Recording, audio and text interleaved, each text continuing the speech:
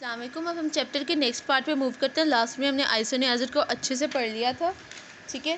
اور آئسونیازڈ کے بعد اب ہم پڑھنے والے ہیں ریفیمپن کو, ٹھیک ہے. ریفیمپن بھی کون سی ڈرگ ہے؟ فرسٹ لائن ڈرگ ہے, اینٹی ٹی بی ڈرگ, ٹھیک ہے.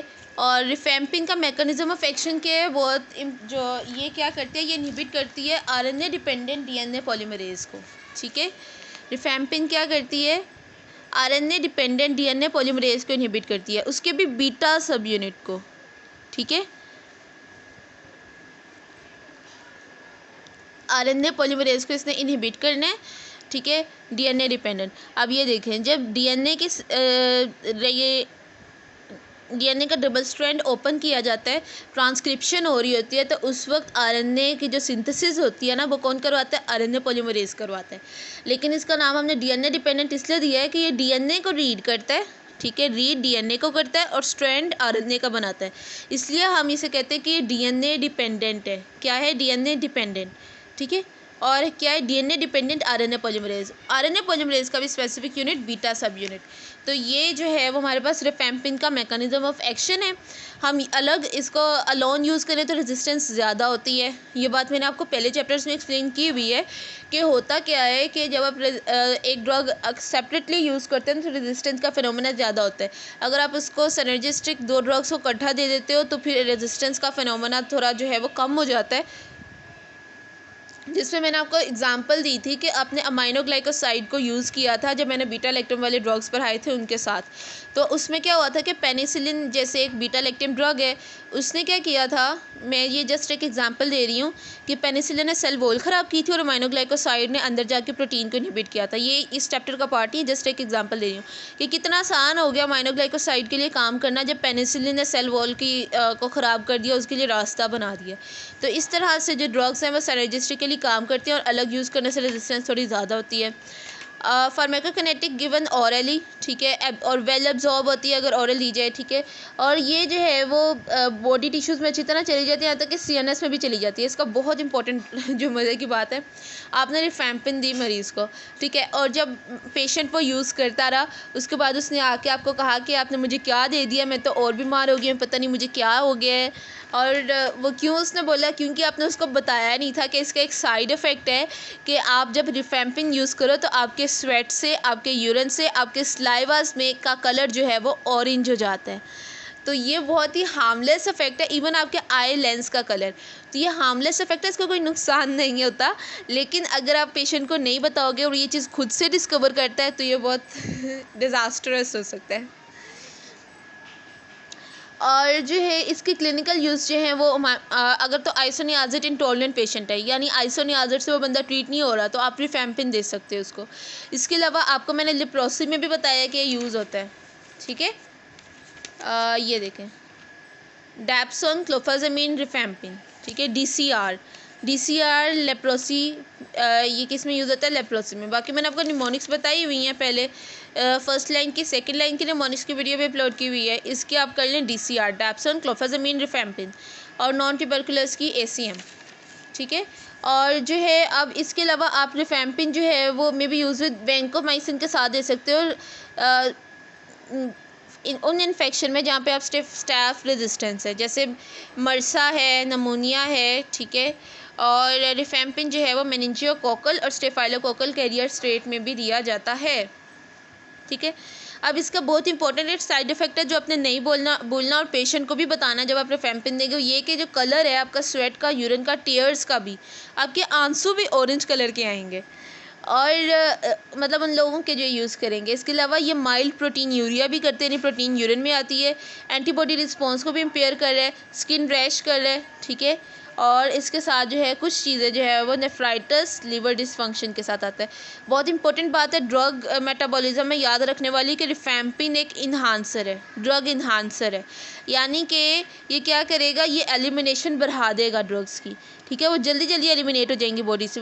اب آئسونیازڈ کے بارے میں آپ نے کیا پڑھا تھا کہ آئسونیازڈ کیا ہے؟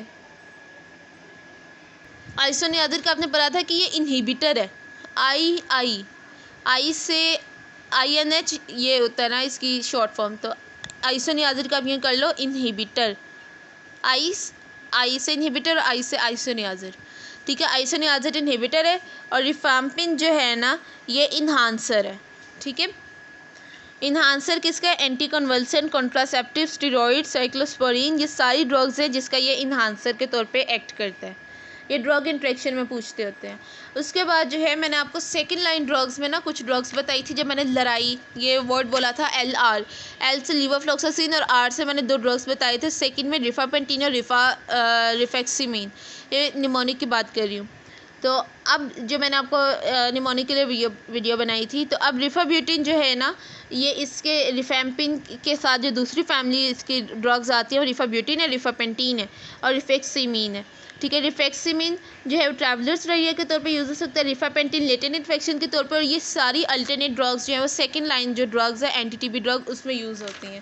اس کے بعد ہم آتے ہیں نیکسٹ ایتھمبیوٹول پہ. ایتھمبیوٹول جو ہے اس کا جو فرق ہے وہ صرف ایتھمبیوٹول جو ہے یہ کیا کرتے ہیں کہ اس نے انہیبٹ کرنا ہوتا ہے ایک انزائم کو، ارابینوسائل ٹرانسفریز. ٹھیک ہے. ارابینوسائل ٹرانسفریز. ٹھیک ہے. آئسونیازٹ نے کیا کیا تھا؟ آئسونیازٹ نے آپ کے مائکولک ایسڈ کو امپیئر کیا تھا تو سیل وال خراب ہو گئی. ریفیمپین نے D N a dependent are N a polymerase کو کیا. ایتھمبیوٹول کے بعد ارابینوسائل ٹرانسفریز کو کیا. اور یہ انزائم بھی سیل وال کے لیے ضروری ہوتا ہے تو اس نے بھی ایٹ دا اینڈ آپ کی سیل وال کو امپیئر کر دیا. تو اس طرح سے جو ہے وہ آپ اس بیکٹیریا کو کر رہے ہو، اینٹی بائیوٹک کو یوز کر رہے ہو. اب ارابینوسائل ٹرانسفریز کے لیے جو جین چاہیے ہوتی ہے جو بناتی ہے اس کو، یہ اس انزائم کو انہیبٹ کرتا ہے نا، اس ڈرگ کے لیے جو چاہیے وہ EMCAB یہ جین جو ہے اس انزائم کو بنا رہی ہوتی ہے ارابینوسائل ٹرانسفریز کو. اور ایتھمبیوٹول اس کو کیا کر دیتا ہے؟ انہیبٹ کر دیتا ہے اور آپ کی سیل وال جو ہے وہ نہیں بن پاتی. ٹھیک ہے. بیکٹیریا کی سیل والز. تو اب یہ ایتھمبیوٹول کا میکانزم ہے فارمیکوکنیٹک. اس کی وہی ہے کہ ڈرگ جو ہے وہ ویل ایبزارب ہو رہی ہے اورلی CNS تک جا رہی ہے. ڈوز ریڈکشن نیسیسری ہے رینل امپیئرمنٹ میں. ٹھیک ہے. اس کے علاوہ یہ TB میں یوز ہوتی ہے. کلینکل یوز اس کا یہی ہے. ٹاکسیسٹی اس کا بہت زیادہ امپورٹنٹ ہے. کہیں بھی کسی کی بھی ٹاکسیسٹی اس طرح کی نہیں تھی. جیسے ریفیمپین والی آپ کو ایک چیز تو یاد رہے گی نا جو آپ کو کبھی نہیں بھول سکتی، وہ کیا نہیں بھولنی چاہیے کہ جی اس میں پیشنٹ کے جو جتنے بھی سیکریشن ہیں ان کا کلر اورنج ہو گیا. ٹیئرس کا کلر، سلیوا کا کلر، یورین کا کلر اورنج آ رہا ہے. اور یہ بہت مزے کی بات ہے، آپ نے کہیں بھی اس طرح کی چیز نہیں پڑھی. آپ یہ چیز کہیں بھی دیکھو گے MCQ میں فوراً سے پک کر لو گے کہ ریفیمپین کی بات ہو رہی ہے. اسی طرح ایتھمبیوٹول کا جو ہے یہ ایک بہت امپورٹنٹ بات ہے کہ اس کے جتنے بھی سائیڈ افیکٹس ہیں نا وہ دیکھنے سے تعلق رکھتے ہیں. یعنی ویئل ڈسٹربنس ہوتی ہے، ویئل ایکویٹی کم ہوگی، ریڈ گرین کلر بلائنڈنس بھی ہو رہی ہے، آپٹک نیورائٹس بھی ہو رہی ہے، ریٹینل ڈیمیج ہو رہی ہے. ٹھیک ہے. اور اس کے علاوہ جو ہے وہ آپ دیکھ لو تھوڑا سا یہاں پہ کہ ہائپر یوریسیمیا بھی کرتا ہے. یعنی کہ اگر کوئی گاؤٹ کا پیشنٹ ہے تو ذرا خیال کریے گا.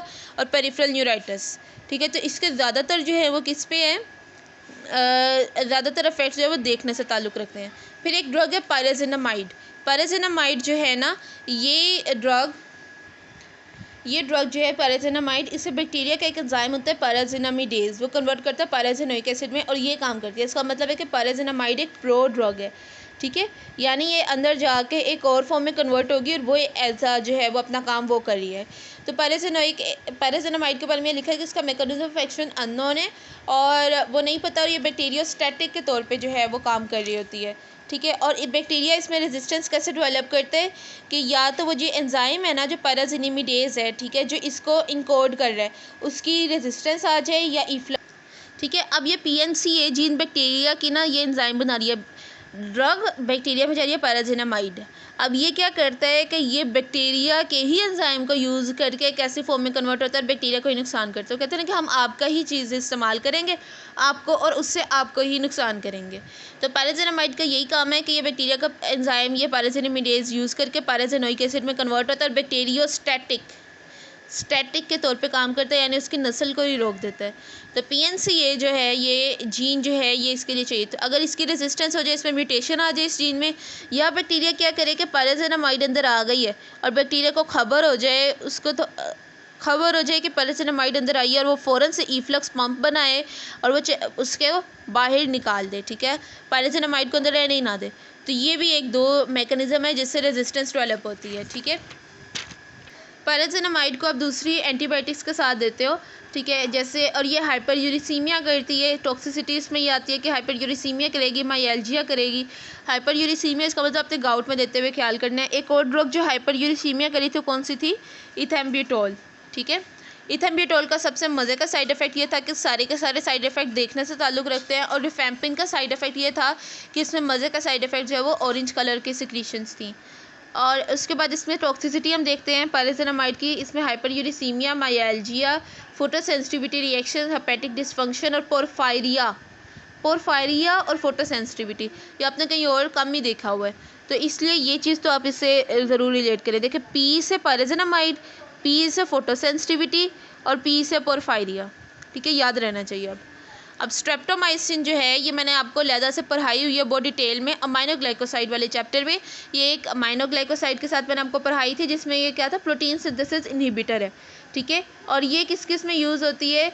एंटी टीबी ड्रग्स में, मेनिंजाइटिस में, डिसएमिनेशन, सीवियर ऑर्गन ट्यूबरक्लोसिस, ठीक है। इसको आपने पहले डिटेल में पढ़ा हुआ है अमाइनो ग्लाइकोसाइड वाले चैप्टर में, ठीक है। ओके, बाकी हम नेक्स्ट वीडियो में स्टार्ट करते हैं।